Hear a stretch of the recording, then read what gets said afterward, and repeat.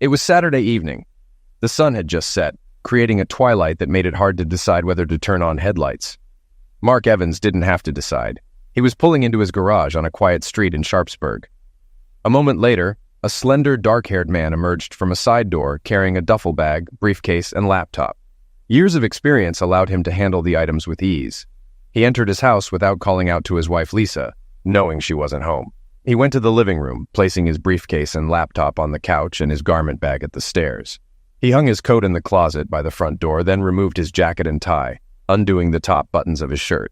He had just returned from a regional meeting of managers at ABC Industries, though he wasn't technically a manager, but the top systems analyst. His supervisor, good at organizing staff but clueless about computer systems, required him at the meeting in Pittsburgh. He had told his wife he'd be back Monday, claiming the meeting was followed by weekend seminars. He had his reasons for this and didn't want to return too early. Regretting not bringing comfortable clothes to the trip, he knew Lisa would have questioned why. Now home, he showered and changed into jeans and a polo shirt. After a quick meal of leftovers and a bottle of beer, he read the local newspaper in the living room, appearing as a husband relaxing after a trip. In reality, he was biding time, dealing with a personal crisis. He'd worked through denial, but still faced anger, bargaining, depression, and acceptance. Past midnight, he cleaned up the kitchen, realizing it was procrastination. Unable to find another solution, he put on a light jacket and headed to the side door. Remembering something, he returned to the living room, sent an email from his laptop, then left the house. After 5 minutes in the garage, he drove away, the garage door closing behind him. At 7:37 a.m., Sharpsburg's emergency operator answered a call. "Emergency? What's your emergency?" A young-sounding female voice responded. "I need the police. I think a crime has been committed." "Where are you located, ma'am?" the operator asked. "I'm at a payphone on Park Drive near George Washington Park," she replied. The operator, understanding the poor connection, asked, "What crime has been committed, ma'am? Were you attacked or robbed?" The young woman hesitated before answering, "No, it wasn't me. I'm fine. I was running through the park on the access road to the picnic areas and saw a car parked there. The doors were open, lights on, and there was a lot of blood." The emergency operator, now very interested, asked, "Will an ambulance be needed? Are there any injuries?" "No, no one was there, just an empty car and blood." A few seconds later, she added, "I didn't look around much. I was scared someone might come after me, so I ran to this payphone to call you." "You did the right thing. A car is on the way and should be there in less than 10 minutes. Please wait for the officers so you can show them the exact location."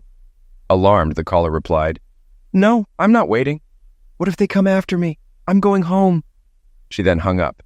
The emergency operator stared at the screen as the call ended. "Damn it. I hope I didn't divert officers from something more important." Around 2 o'clock in the afternoon, Detective Peter Nesbitt arrived at the Evans house. A blonde woman pulled into the driveway as he got out of his car. He quickly approached her. "Excuse me, I'm looking for Mrs. Evans." She turned, pulling a suitcase from the car, and replied, "I'm Lisa Evans. Do I know you?" "No, ma'am. I'm Detective Peter Nesbitt from the Sharpsburg Police. We're trying to locate your husband, Mark Evans. His car was found abandoned in George Washington Park this morning." He showed his badge and ID. Lisa looked concerned, but then said, "Mark is in Pittsburgh. He always leaves his car at the airport. You must be mistaken." Detective Nesbitt insisted, "We're sure it's his car. Both the license plate and VIN match his registration." Confused, she walked toward the side door. "If it's his car, it must have been stolen from the airport. I don't know what else to tell you." Nesbitt persisted. "When did you last speak to your husband? Could you call him now to make sure he's in Pittsburgh? Does he have a cell phone you can call?" Lisa stopped, put down her bag, and rummaged through her purse for her phone. "He called me yesterday morning from Pittsburgh. I'll call him now." She dialed his number, but a phone rang in the detective's pocket. He answered, "Hello, Mrs. Evans." Surprised, she asked, "How did you get Mark's cell phone?" Nesbitt replied, "I can't give it to you. It's evidence in a possible major crime. It was found in your husband's car." Lisa, now more concerned, asked, "Major crime? What do you mean?" "Your husband's car was found with the doors open and a bullet hole. We need to find him to rule him out as a sufferer or suspect. Could you call his hotel in Pittsburgh?" Lisa picked up her briefcase and said, "Sure, the hotel number is in my address book. He always stays at the same Holiday Inn. Come inside and we'll sort this out." Inside the kitchen, she quickly found the number and called the hotel, But after hanging up, she turned to the detective.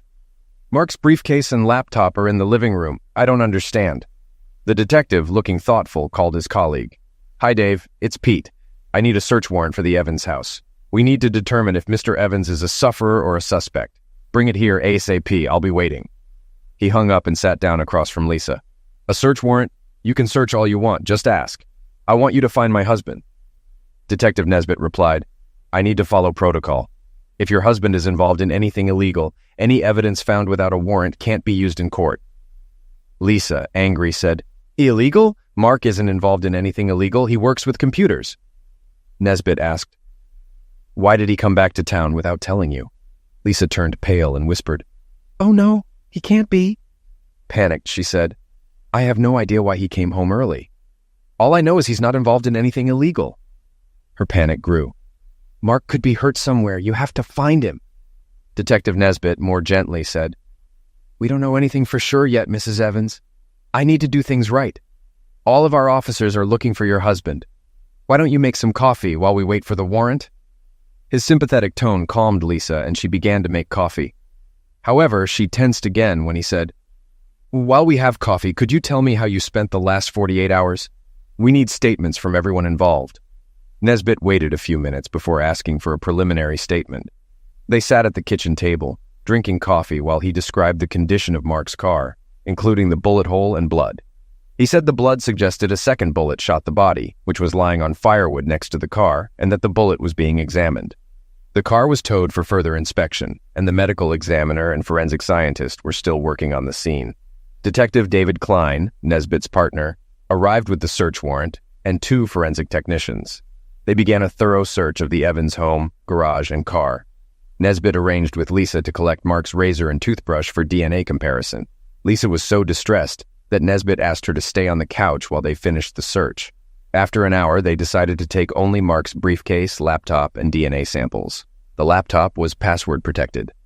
"Mrs. Evans, do you know your husband's laptop password?" Lisa, hopeful to help, said, "It used to be his first and last name and his birth year, Trimark 1971. It should work."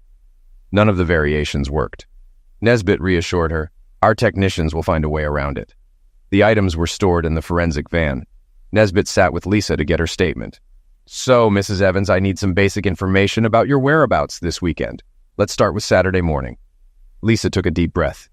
"Saturday morning, I did chores around the house. Mark called from Pittsburgh around 1 o'clock or 1:30, apologizing for not being home.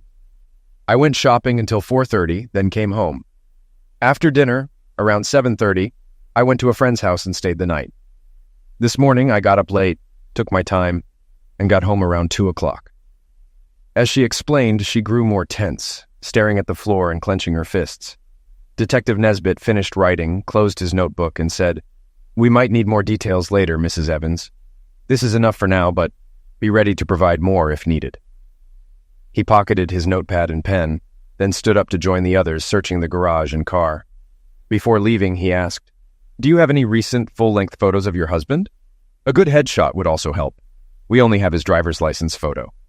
He walked to the fireplace, glancing at wedding photos. Lisa quickly fetched a photo album. "Here are some recent photos, Detective. Take your pick." They sat together, and Nesbitt chose a group photo and a headshot of Mark. "These will be perfect." Lisa handed him the photos, and he asked, "Is the man in the photo a relative? If we need a DNA sample, a family member could help if we can't use the razor or toothbrush." Lisa replied, "No, that's Blake Moore, Mark's best friend since elementary school. Mark has no nearby relatives." Nesbitt thanked her and joined the others in the garage. Lisa, looking on the verge of tears, stayed at the kitchen table. Nesbitt felt sympathy for her. Her husband was missing and possibly involved in a serious incident. The fact that she didn't know he was in town added to the mystery. The detectives and forensic experts finished searching the garage and car. They found bloodstains on the gas and brake pedals of Lisa's car, prompting them to tow it for further inspection. As the technicians packed up, the detectives discussed the case. Nesbitt, facing the side door, said to his partner, "What's your opinion of Mrs. Evans? I have my doubts, especially with the blood in her car."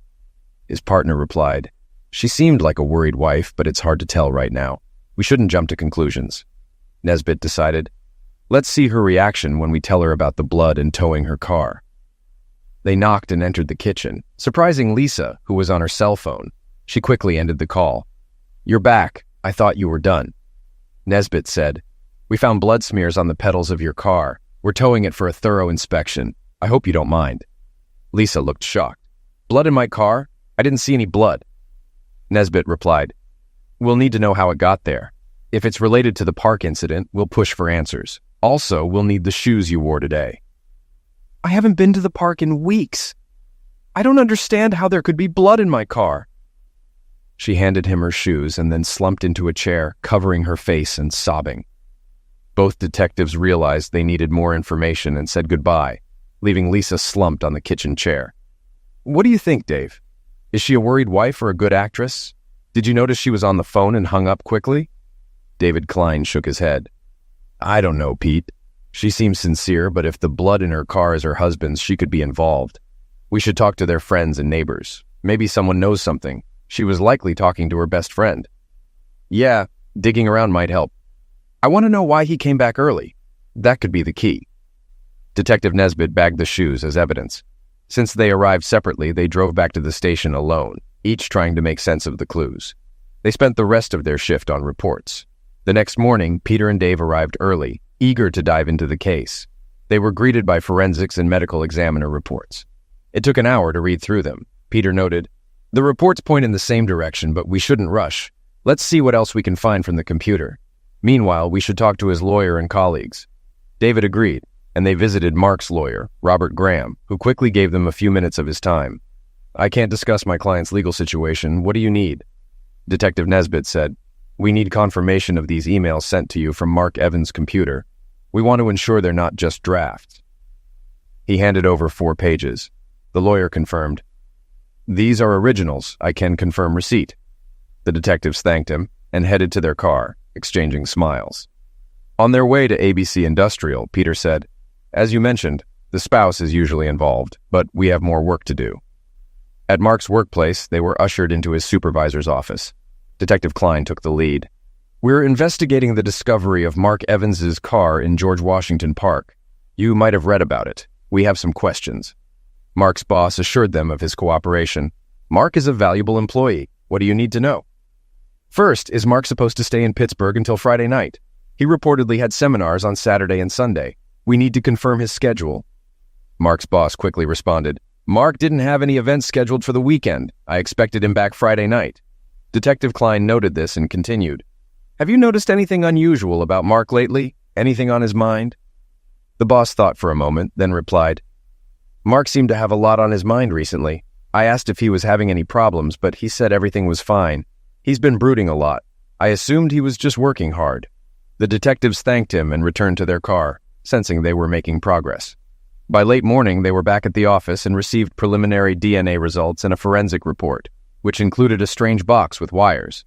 With more pieces of the puzzle in place, they reviewed their notes and information in an interrogation room. Confident they had a better understanding, they decided to visit Lisa Evans again. Arriving at the Evans house around 3 p.m., they didn't call ahead to catch her off guard. Lisa seemed startled when she saw them. "Detectives, have you found my husband? I call the sergeant every 2 hours and he has nothing to report." Detective Nesbitt replied, "No, but we've made some progress. We'd like to ask you a few questions." Lisa, looking embarrassed, said, "Sure, come in. I'll do my best to help." In the living room, the detective sat across from her. Detective Klein opened his notebook and asked, "Is there anything you want to tell us about your relationship with Blake Moore?" Lisa turned pale. "What? Blake is my husband's best friend. He's just my friend." Detective Nesbitt asked calmly, "Are you having an affair with Blake Moore?" Lisa, even paler, stammered, "Absolutely not. How can you ask me that?"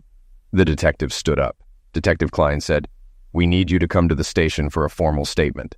Lisa panicked. "What? Am I under arrest? Why do I have to go to the station?" "You're not under arrest yet. We need an official statement. You can have a lawyer if you want." Lisa replied quickly, "I don't need a lawyer. I'll come to the station. I'll do whatever it takes to help find Mark." Lisa escorted the detectives to their car. Once at the station, they led her to a dim interrogation room, designed to create a negative environment. "We'll ask you to wait here while we gather our documents. Are you sure you don't want a lawyer?" Detective Nesbitt gave her another chance to decide. She refused, shaking her head, her blue eyes full of tears. The detective left the room, ensuring the cameras were on. Detective Klein told his commanding officer, "I want a good recording of everything said. I think we're going to solve this case." Peter Nesbitt approached with files. "Let's have a coffee first. Let her have a little time to reflect." The three men agreed and spent 20 minutes in the coffee shop discussing the case and planning the interrogation. Meanwhile, across town, a volunteer at Crime Stoppers answered a call. "Good morning, this is Crime Stoppers. We pay up to $1,000 for tips on solved crimes. This call is being recorded." After a few seconds of silence, an older man spoke. "Can I get money if I help the police?" "It depends on your tip and how it helps the police. Do you have any information about a crime?" There was another pause before the caller said, "Do I get the money right away? But what if the police trick me?" "The money isn't from the police, so they won't scam you. Tell me what you know, and I'll give you a code number. You can call back in a few days to see if your tip helped." The man sounded frustrated. "I need the money now. I need juice. If you need food, I can direct you to shelters." "Not food, juice. The kind that costs $5 a bottle." The volunteer smiled but said, "If your tip is good, you could buy a lot of juice." "Okay, I'll wait. I saw someone throw a weapon into the river under the 3rd Street Bridge. It was Sunday morning. He had a rifle and 2 shovels." The volunteer asked, "Was this on the east side of the bridge? Did he throw them in the water?" "Yes, he just threw them off the dock. I can describe him. He was large with blonde hair." "And his car?" "It was dark blue. The license plate started with A's SS, but I forget the rest." The volunteer took down the information and said, "I have everything we need. Your number is 127. Call back in a few days, and we'll let you know if it helped the police." The volunteer relayed the information to the police liaison officer.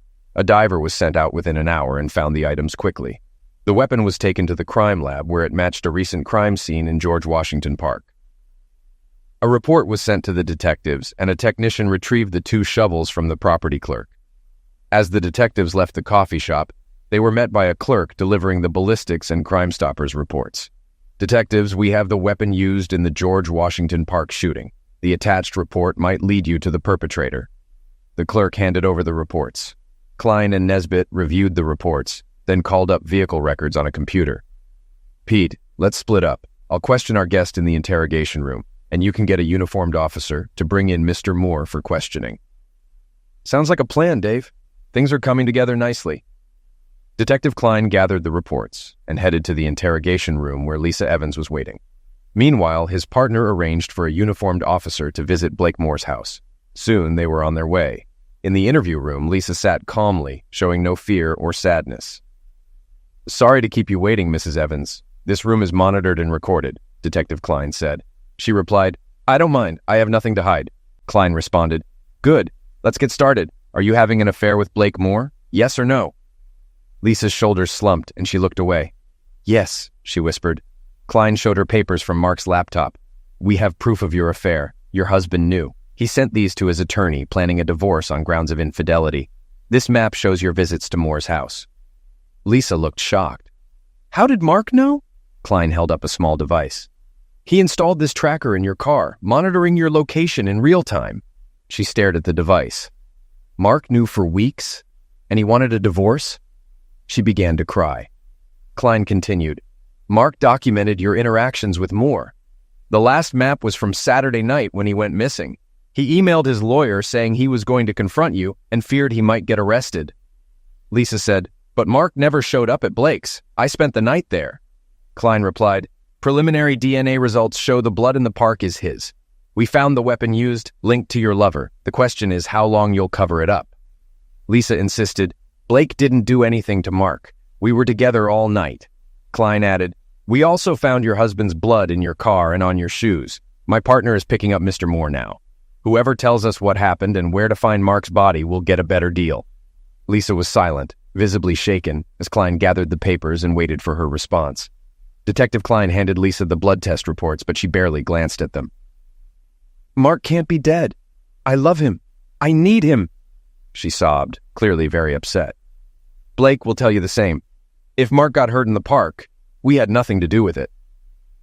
She cried into a crumpled, wet handkerchief. Detective Klein gave her a few minutes to regain composure. When she seemed calmer, he said, "There is no doubt your husband is dead. The medical examiner concluded there's over a 95% chance based on blood loss and the lack of treatment at any facility in the county. He handed her the report and photos of the scene. Seeing the bloody photos, she burst into tears again. "I'll leave you alone for a few minutes to think. You're not helping yourself by denying responsibility." Klein left the room, placed the reports on his desk, and shook his head as he passed his commanding officer. He headed to the break room for coffee, while his commander monitored Lisa on the interrogation room camera. Detective Nesbitt, thinking about the case, drove to Blakemore's house, meeting a patrol car there. Nesbitt was almost surprised when Blakemore answered the door promptly. "Yes, officers. How can I help you?" Moore asked, seeing the police. Detective Nesbitt introduced himself. "I'm Detective Nesbitt, here about Mark Evans' disappearance. We need you at the station for questioning. Mrs. Evans is there now, and we have questions that require your input." Moore asked, "Am I under arrest? I know Mark is missing, but I don't know how I can help." "We have questions you might help answer. Please come with us. You're not under arrest." Moore, too stunned to resist, joined them in the unmarked car. He sat in the back, complying with department protocol. Detective Nesbitt turned to his partner. "Let's head to the station." On the way, Nesbitt asked Moore, "How well do you know Mrs. Evans?" "She's just Mark's wife to me. Why do you ask?" Moore replied. "Just wondering. What do you do, Mr. Moore?" "I run a landscaping company, Moore's Landscaping. We do a lot of commercial work, even for the city," Moore said, relaxing a bit. At the station, Moore was placed in an interrogation room next to Lisa's. Detective Nesbitt gathered Klein's folders and began questioning Moore. Initially, Moore denied the affair, but evidence from emails and surveillance reports made him confess. He admitted the affair lasted almost 4 months, but insisted neither of them injured Mark, and that they didn't leave his house the night Mark disappeared. As Nesbitt pressed him, Moore suggested a new theory. "If Mark found out about us, he might have gone into a rage or even hired someone to make it look like we were involved. He and I have history." Nesbitt countered, "We have the weapon used. A witness described you and your car, and provided most of your license plate number. Don't try to claim Mark framed you with an elaborate self-destruction." Blakemore became agitated and said, "You don't know Mark. We've been best friends since elementary school, but I've learned not to mess with his girlfriends or his wife.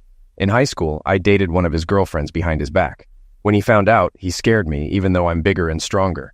He warned me he'd liquidate me if I did it again."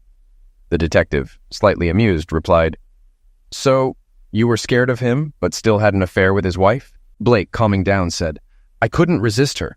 It built up over the years, and a few months ago, I made a move. We've been seeing each other since. I can't believe he found out. We were so careful." The detective sifted through reports. "Affairs often lead to homicide. I think you and Lisa planned this. You can either come clean or face the maximum penalty. Your choice." Blake insisted, "We had nothing to do with it. If Mark found out, he might have done something drastic. Maybe he set us up."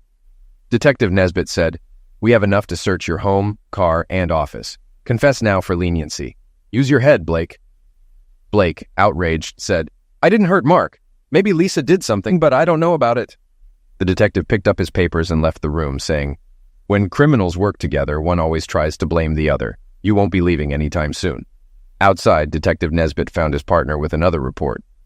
"The shovels found in the river are from Moore's Landscaping. These guys think we won't find out." Later, the detectives presented their evidence to the district attorney.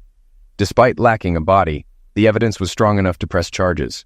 Half an hour later, Lisa Evans and Blake Moore were charged with Mark Evans' homicide. They proclaimed their innocence as their Miranda rights were read. After the arraignment, Lisa and Blake were fingerprinted and photographed, neither needing to be told not to smile. As they were led back to their cells, they spoke for the first time since being charged. "What are we going to do, Blake? They can't believe we did anything to Mark, can they?" Lisa asked, still sniffing. "We need our own lawyers, or maybe share one to save money since we're accused of the same thing. But this is all wrong. I think Mark set us up," Blake said, frustrated. "You can't believe that, can you? Why would Mark go to such extremes?" Lisa asked, shocked. "I don't think you knew Mark as well as you thought. I'm amazed he didn't do something drastic when he found out about us. If I thought he'd find out, I wouldn't have touched you," Blake replied, shaking his head. Blake told Lisa about a past incident when he had secretly dated Mark's girlfriend. Standing by the cell bars, separated by a concrete wall, they could easily talk. "I don't believe Mark would do this. I don't even know how he found out." We were always careful and only met when he was out of town, Lisa said thoughtfully. I regret betraying him. Even if he's not dead, I want a divorce, she added, her voice trailing off with emotion. Blake listened to her sobs and said, Lisa, stop it. You knew the risks when you came to my house. You were aware of the consequences. She quieted down and said softly, You're right. I just hope he forgives me. After a pause, Lisa suggested, I could call Robert Graham, our attorney. Maybe he can represent both of us and split the costs. They agreed, and Lisa got an officer's attention to make a call. However, Robert Graham declined due to his involvement in Mark's divorce proceedings, recommending his colleague Basil Smith instead. Lisa agreed, and Smith was on his way. Blake was pleased to hear this and thanked Lisa. They waited in their cells until Basil Smith, a seasoned lawyer, arrived. The introductions were brief, and Smith reviewed the charges. So, you're both charged with Mark Evans' homicide. What did the officers tell you? Smith asked. Mrs. Evans, you first. Just the main points. Lisa recounted her story, ending in tears. I had nothing to do with it. I love Mark. I couldn't hurt him. Smith then turned to Blake. Your turn, briefly. Blake summarized his experience, asserting, We had nothing to do with Mark's disappearance. I think Mark organized this to frame us. Smith, sensing the urgency, said, We need to focus on getting you both out of here. Bail will likely be set at $100,000 each. Will that be a problem? Lisa, shocked, asked, Do I need $100,000 for bail? No, just 10% or $10,000 cash for the bail bond, Smith reassured her. They agreed they could manage bail and were eager to be released. Smith informed them, You'll be arraigned tomorrow morning. Bail will be set then, and you'll make arrangements to get out. Prepare to spend the night here. Both clients reacted badly to the lawyer's statement. He explained he couldn't do more until charges were filed. Once they were out, he would talk to the district attorney to unseal the evidence and better understand their case. They were taken back to their cells, where neither slept well, given greasy takeout food, a single blanket, and loud cellmates. The next morning at 10 o'clock, they met with their attorney before court. Despite their disheveled appearance, they entered their pleas of not guilty, and bail was set at $100,000. Blake, owning a home and business, quickly negotiated a $10,000 bond and was released by early afternoon. Lisa was less fortunate. Without sole ownership of her home and finding her savings account empty, she had to call her parents for help. After much persuasion, they agreed to provide the $10,000. However, the delay meant she spent another night in jail, this time with 2 tipsy courtesans. The next day, after the financial matters were resolved, she was released, went home, showered, and ignored incoming calls. The next month passed quickly. Lisa learned that Mark had withdrawn the money from their account to protect his share before their divorce. She received the divorce papers without knowing what he did with the cash. Lisa and Blake met with Basil Smith several times. Smith received copies of the evidence and planned to meet with the district attorney to get the charges dismissed, arguing the difficulty of obtaining a conviction without a body or witness. He suggested hiring a private investigator to explore if Mark had orchestrated his own disappearance. Blake agreed, but Lisa believed Mark was a sufferer of a botched carjacking. Over the next few weeks, the investigator found nothing. He tried to find the tipster who reported the discarded rifle and shovels, but no one recognized the voice from the call. The tipster never followed up, adding to the mystery. Meanwhile, tensions between Lisa and Blake grew. After his release, Blake suggested they continue their affair. Lisa refused, blaming him for her situation. I want nothing to do with you except our court case, she said, often crying. Blake's response was cold. Suit yourself, Lisa. You're not the only woman in town. They only spoke in the company of their lawyer, keeping their distance otherwise. Their affair had turned icy cold. A month after their release, Basil Smith arranged a meeting with District Attorney Jeff Bagden. Lisa and Blake hoped the charges would be dropped, as they had been molestated with questions about their relationship. They screened calls using caller ID and answering machines, eager to clear their names and move on. Jeff Bagden, surprisingly young and stylish, began, I just received final reports from the medical examiner and police. Based on the evidence, I'm offering a reduced sentence of 8 to 12 years for a guilty plea to second-degree homicide. Lisa and Blake were shocked, loudly proclaiming their innocence.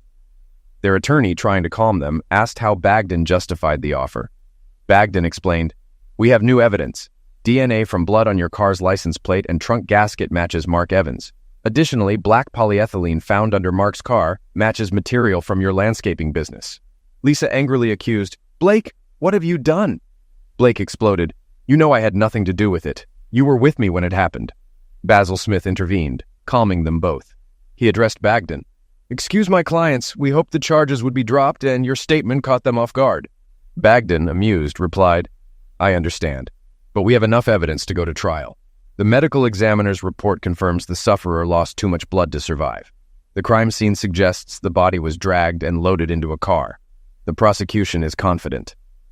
Bagden handed over the reports and left. Lisa and Blake hurriedly talked to Smith, who told them to be quiet. He said, "I know you're shocked. Don't fight each other. We need to figure out a defense. Do you want to reject the plea deal?" Both refused the deal, convinced they wouldn't be convicted. Smith agreed to prepare for trial. After they left, Smith reviewed the reports, questioning whether his clients were truthful. Despite his doubts, he was committed to defending them. Months later, the trial began. Judge Robert Cox took his seat at 10 a.m. on Monday. Basil Smith sat between Lisa and Blake to manage their tension. He had considered suggesting separate lawyers, but they couldn't afford it. Blake's business was struggling, and Lisa had quit her job due to the stress of the trial and difficulties with her missing husband's friends. District Attorney Jeff Bagden began his opening statement directly. "Members of the jury, we do not have Mark Evans' body, but we intend to prove he is dead and that the defendants are guilty of his homicide." He revealed that the defendants had an affair, which Mark Evans discovered, leading him to file for divorce. Although it was unclear how or when Mark found out, traces on his computer showed he knew when and where they met. Emails documented his tracking efforts, financial preparations for divorce, and his intention to confront them. "We cannot pinpoint when they met, but we know the results. Evidence suggests they met at Mr. Moore's residence, where Mr. Evans was incapacitated, placed in the passenger seat, and driven to George Washington Park. There, he was shot in the upper chest while likely unconscious. He was dragged from the car, thrown to the ground, and shot again, this time striking his carotid artery. Graphic photos will show his final moments." At this point, Lisa Evans lost her composure, requiring Judge Cox's intervention to restore order. Bagden continued, "After the second shot, Mr. Evans was wrapped in plastic, dragged from the site, and loaded into Mr. Moore's trunk. He was driven to an unknown location and buried. The homicide weapon and shovels were dumped in the river, but a concerned citizen reported this, leading police to recover them. Forensic analysis confirmed the defendant's presence at the crime scene. Mr. Evans' blood was found on Mr. Moore's car and on Lisa Evans' shoes."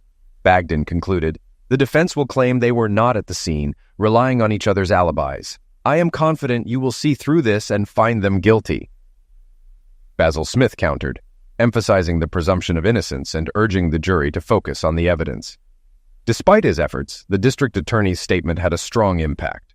The first witness, a computer expert, testified about the emails and maps Mark Evans used to track his wife's meetings with Mr. Moore.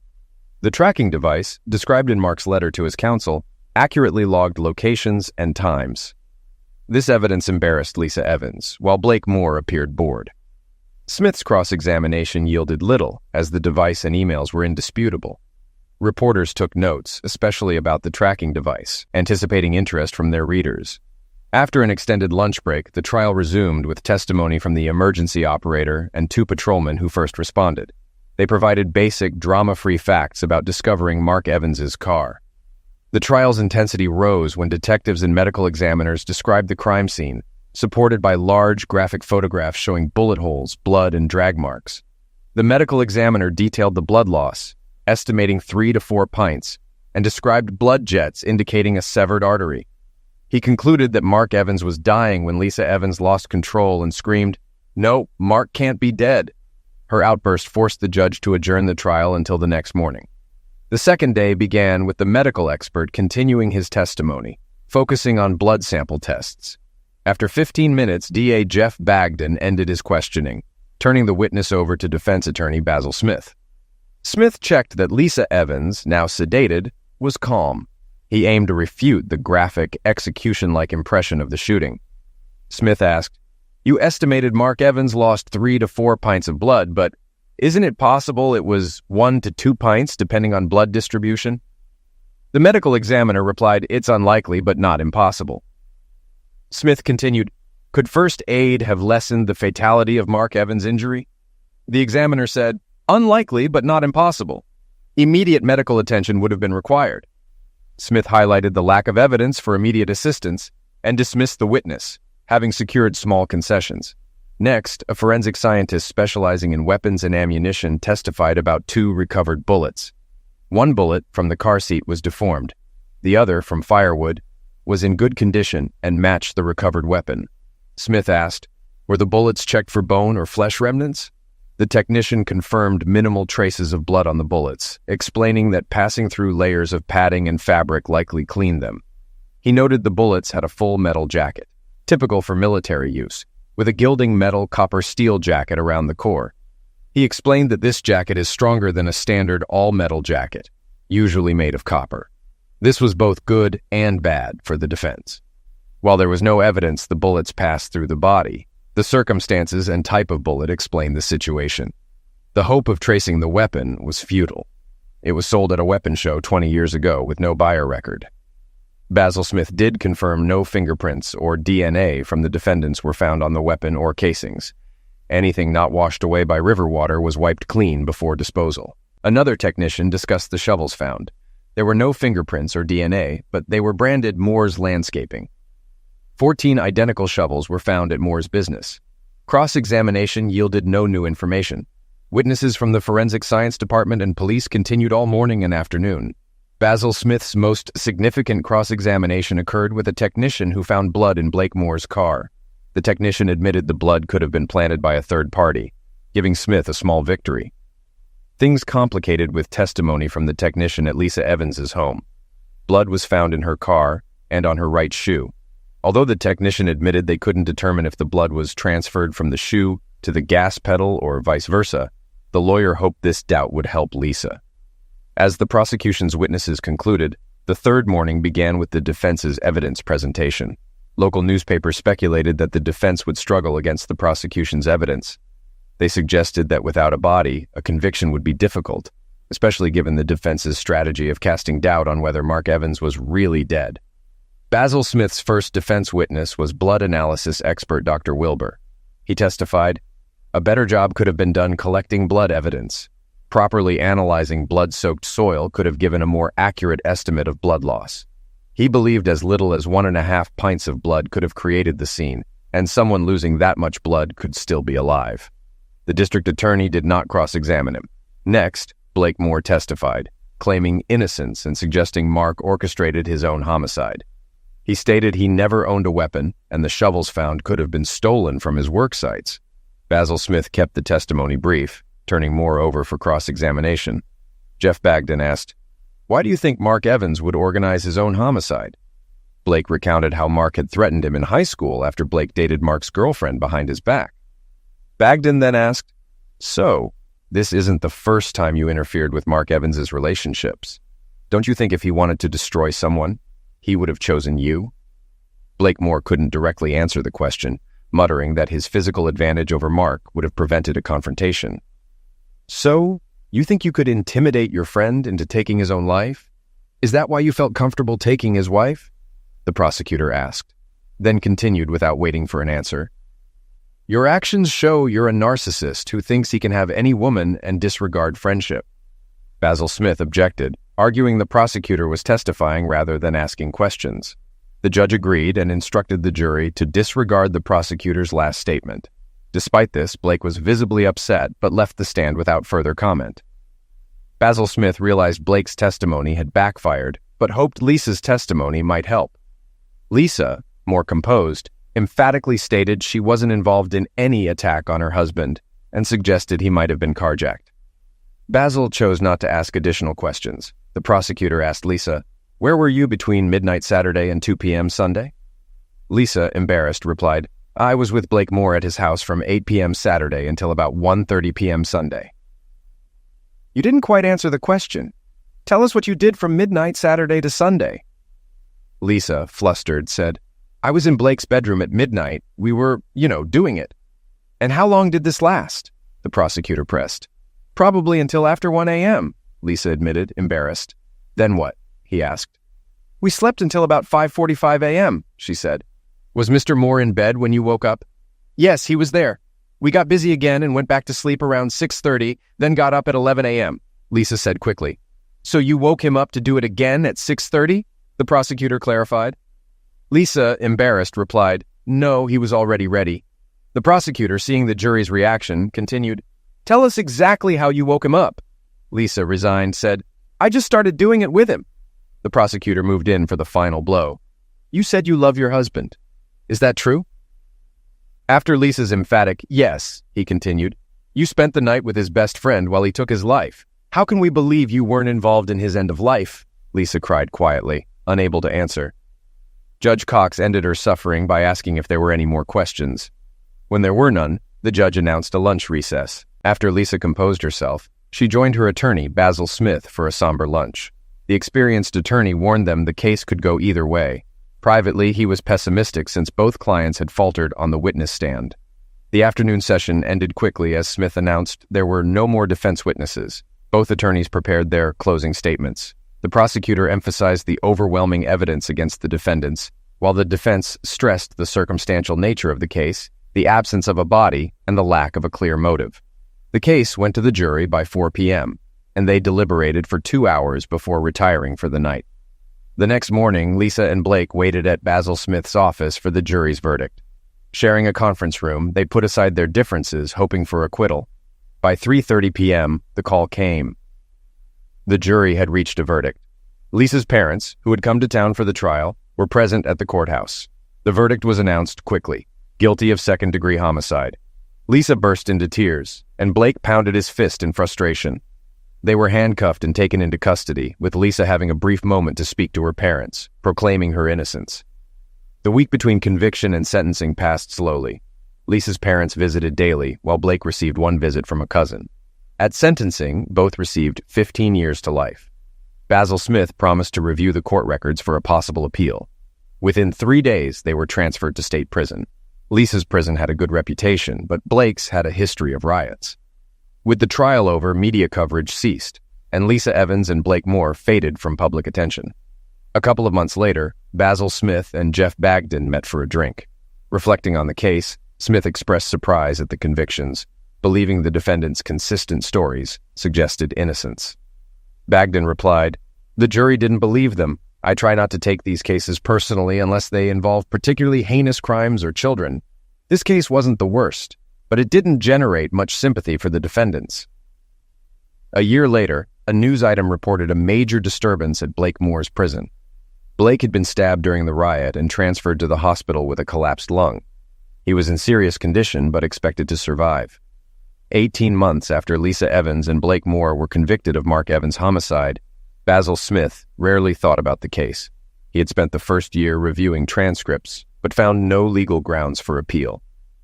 One quiet Wednesday morning at the New York office of the Innocence Project, the receptionist received a FedEx package. Inside were a DVD, a sealed biohazard bag, and a multi-page letter. Intrigued, she called Tony Kelly, a young lawyer, to look at it. Tony, dressed casually, took the package to his office. He had been with the Innocence Project for a year, doing legal research. He enjoyed helping those wrongfully convicted. Sitting at his desk, he read the letter. The letter, addressed to the Innocence Project, began, "Regarding the convictions of Lisa Evans and Blake Moore, I don't know where to begin, so I'll start at the beginning. My name is not important, but the information I have could change the lives of the 2 convicted and 5 others, including me. About 15 months ago, a man responded to my ad for a computer-literate person. He knew as much, if not more, about business networks than I did. I hired him immediately. This man, whom I'll call Mark, was quiet but exceptionally skilled. Within 2 months, my business grew by 50% due to his efforts and long hours. When Mark started working for me, he had just arrived in town and hadn't rented a place yet. My business was new, so I rented him our basement room for extra income. I wanted to reinvest profits into the business to support me and my young son. Though a risk, something about Mark convinced me he was no threat. We quickly settled into a routine. For the first 3 months, he lived in the basement but ate with us and commuted together. He often worked extra hours without pay, preferring productivity over TV or sleep. Over time, our relationship evolved from employer-employee to friends and eventually into a loving family. My son now calls him Dad. From the start, I sensed something deeply troubled Mark. One quiet afternoon, I locked the office door and called him in. determined to find out what was bothering him. He eventually confessed he was running from a failed marriage. His wife had betrayed him with a good friend, and he nearly committed homicide self-destruction because of it. Our conversation helped him overcome his past. We started dating on weekends, maintaining separate roles during the week. After a month, he moved from the basement into my bedroom, and we became a family. Despite this, I felt he was still hiding something. Our relationship grew stronger, and Mark became a father figure to my son, who needs a loving dad. 4 days ago, Mark collapsed at work and was diagnosed with a heart condition requiring surgery. Once stabilized, he was moved to a private room where he shared his story, afraid it would die with him if he didn't survive the surgery. He told me this over the course of a day. Once I agreed to share his story with you, he seemed relieved. Now, as he sleeps, I'm typing this letter with our son asleep beside him. I need to finish this tonight, create a DVD, and send everything to you by noon tomorrow, ensuring it can't be traced back to us. Mark's story began almost 2 years ago. He was happily married to Lisa for nearly 6 years when he noticed a small bruise on her right bosom. Initially thinking it was from bumping into furniture, he realized it looked more like a love bite. Knowing it wasn't from him, he spent the night troubled by various scenarios of how the bruise got there. These thoughts stayed with him the next day at work. By the time he got to his office, he felt foolish for his suspicions. He had no evidence of wrongdoing and thought it was all circumstantial. Just before lunch, the parts delivery manager brought him a tracking device to evaluate for improving the delivery service. Mark quickly decided how to test it. 3 days after installing the device in his wife's car, he checked the monitor while at work. She had said she was going shopping, but the tracker showed she went to Blake Moore's house. An hour later, her car was still there. Suspicious, he called her. When she said she was shopping, he knew something was wrong. That evening, he listened to her false story about shopping, feeling sick, but deciding not to jump to conclusions. He observed her for another week while on a business trip, tracking her car through 3 states to Blake's house from 8 p.m. to 2 a.m. She lied about being home the entire night. The confirmation of her infidelity devastated him. When he returned, he considered destruction. He knew Blake was a ladies' man, but never thought he'd pursue Lisa. Her betrayal broke his heart. That night, he visited the elderly widow next door under the pretense of borrowing a wrench. He retrieved a hidden revolver from her late husband's toolbox. Mark intended to use it to eliminate Blake and Lisa, then himself. He decided to wait until he caught them together. He ordered his own tracking device to return the one he was evaluating. Luckily, Lisa and Blake didn't meet for another week, giving Mark time to rethink. In those days, he devised a better plan: to frame them for homicide. He spent a week planning and gathering supplies. When ready, he claimed a weekend business trip, knowing they'd meet while he was away. When his wife went to Blake's, he set his plan in motion, creating a paper trail suggesting he was divorcing her. He almost forgot to send a crucial email to his lawyer that would implicate Lisa and Blake. Before leaving, he fired a bullet into his car's passenger seat and another into a wooden block, muffling the shots with a blanket in the garage. This step felt like a relief, marking the start of his revenge. You should look for archived newspaper articles online. Mark followed the trial daily and said most of the story was documented by court reporters. He thinks a complete review of the court transcript will clarify everything. First, he drove his car to a park near Blake's house and found a secluded spot. He had a large gym bag with all the materials for his plan. He spread everything out on a picnic table, covering it with an old blanket. He unloaded firewood, plastic sheeting, and a spare tire, creating a drag trail to the paved road, then returned the tire to the trunk and spread the firewood around. Using a small flashlight, he did all this and then sat quietly to see if anyone noticed. Mark drew blood from his hand using a needle, collecting nearly 2 pints, which he diluted with distilled water. He sprayed this blood in patterns to mimic an arterial jet and smeared it on the car seat and ground to suggest a significant blood loss. He filled bullet holes in the firewood and car upholstery with more blood. After finishing, he packed everything in his gym bag and left the park, reaching an old car he had bought for the purpose.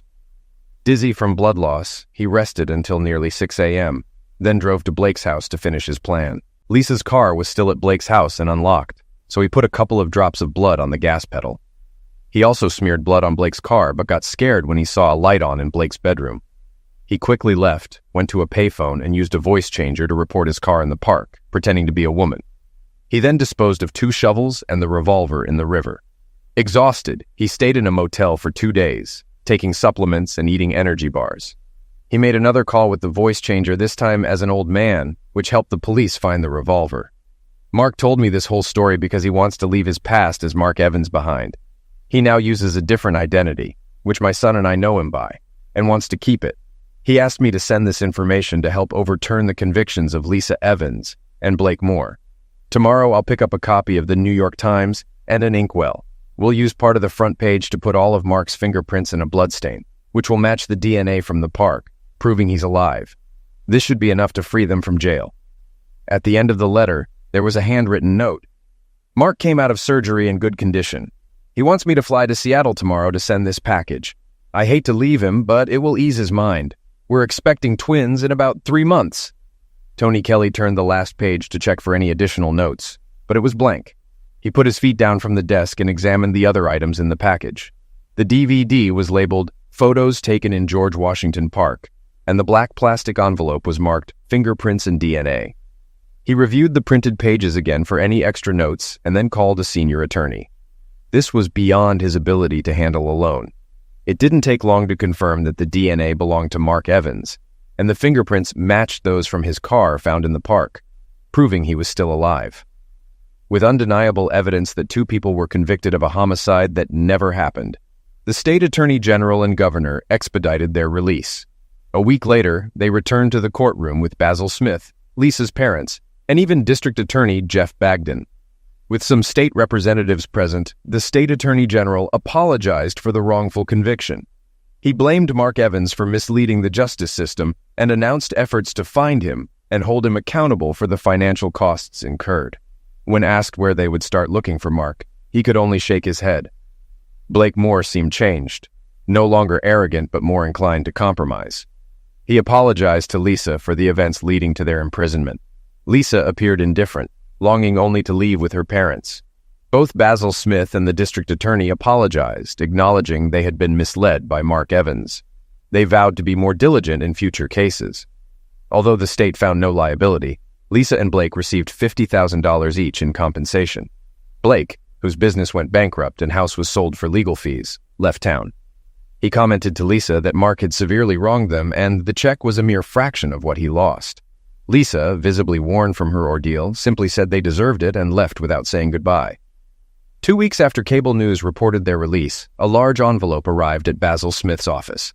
Inside was a note for the attorney and a sealed envelope for Lisa. Basil delivered the letter to Lisa at her apartment. After a brief conversation, he left her with the envelope, which she opened with apprehension. Recognizing Mark's handwriting, she read the letter. Lisa, I apologize for the time you spent in jail. Your betrayal with Blake drove me nearly insane. My new life and happiness have shown me that freeing you both was necessary for my own freedom. I know authorities will search for me, but I am confident in my new life with my new family. Good luck and goodbye. M. The letter slipped from her hand, shattering any remaining hope of reconciliation with Mark.